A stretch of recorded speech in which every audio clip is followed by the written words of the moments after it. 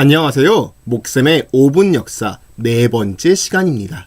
지난 시간 영조와 정조로 꼽힌 조선의 르네상스 시대에 대해 배웠는데요. 그중 하나인 실학사상에 대해 알아보겠습니다. 실학. 실학이란 무엇일까요? 이 실이란 글자를 보시면 현실, 실제, 실화, 실사 등 우리 눈앞에 진짜로 존재하는 것을 나타낼 때 쓰이죠. 즉 실학이란 정말 우리 삶에 도움이 되는 학문이라 생각하시면 됩니다. 조선은 유교사회, 성리학 사회입니다.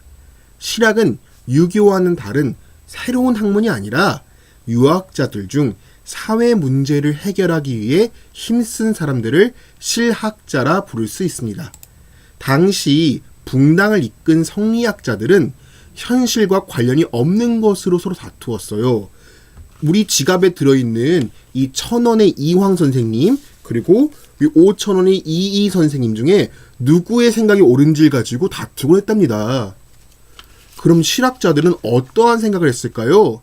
크게 네 가지로 볼 수 있는데요. 첫째로는 새로운 과학기술을 개발하고 상공업을 발전시켜야 한다.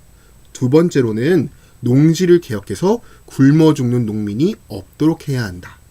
셋째로는 청나라의 발달된 문물과 기술을 받아들여야 한다. 네 번째로는 우리나라의 지리, 역사, 자연 등을 연구해야 한다. 등 이렇게 정말 다양하고 기발한 아이디어들이 많았는데요. 대표적인 실학자만 소개하겠습니다. 자, 이것은 10,000원이죠? 네, 세종대왕님이 뒷면에 있는 이 기구 주목해 보신 적이 있었나요? 이것은 혼천의라는 기구로 장영실이 만든 것입니다. 세손 시절 정조를 가르쳤던 홍대용이란 실학자는 이 혼천의를 지동설에 따라 별들을 움직이는 관측기구로 개량했어요.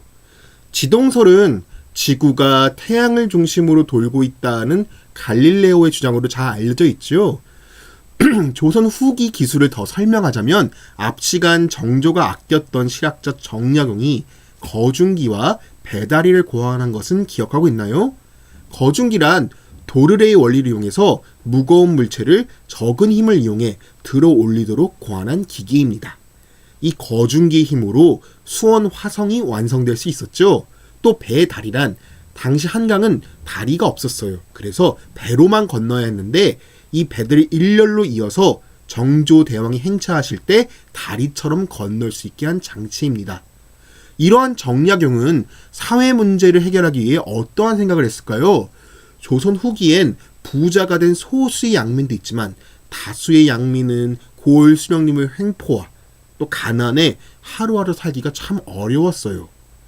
정약용은 1,000권에 가까운 책을 썼는데요. 그중 목민심서라는 책은 관리가 백성을 위해 지켜야 할 것들이 담겨 있습니다. 책의 뜻은 목, 다스리다, 민, 백성, 심, 마음, 즉 목민관, 백성을 다스리는 지방 수령의 마음을 위해 쓴 책입니다. 대표적인 구절로는 수령이 백성을 위해 있는 것이지 백성이 수령을 위해 있는 것이 아니다. 목민관의 위엄은 청렴에서 나온다. 등이 있습니다. 또 농민들이 모두 잘 살 수 있는 여전제라는 방법을 제시하기도 했어요.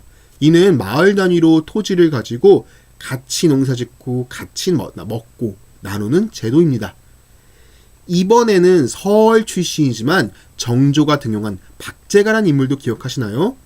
박제가는 청나라에 여러 번 다녀와서 청나라가 서양 문물을 받아들여 발전한 것을 보고 우리도 청나라를 배워야 한다 주장했습니다. 이러한 생각을 가진 사람들을 북학파라 부릅니다. 당시 붕당을 움직이던 성리학자들은 청나라가 여진족의 오랑캐의 나라라고 무시했었는데요. 실제로 과학, 경제 모든 분야에서 청나라는 조선에 비해 매우 발전해 있었어요. 그러나 과거 병자호란 때 청나라가 우리 땅을 짓밟고 당시의 왕인 인조가 청의 황제에게 9번이나 절을 하고 나서야 물러갔던 아픈 기억이 있죠. 그래서 성리학자들은 우물안의 개구리처럼 조선만이 세상에서 유일한 중화다 즉 우리만 문명국이다 라고 굳게 믿고 있었답니다.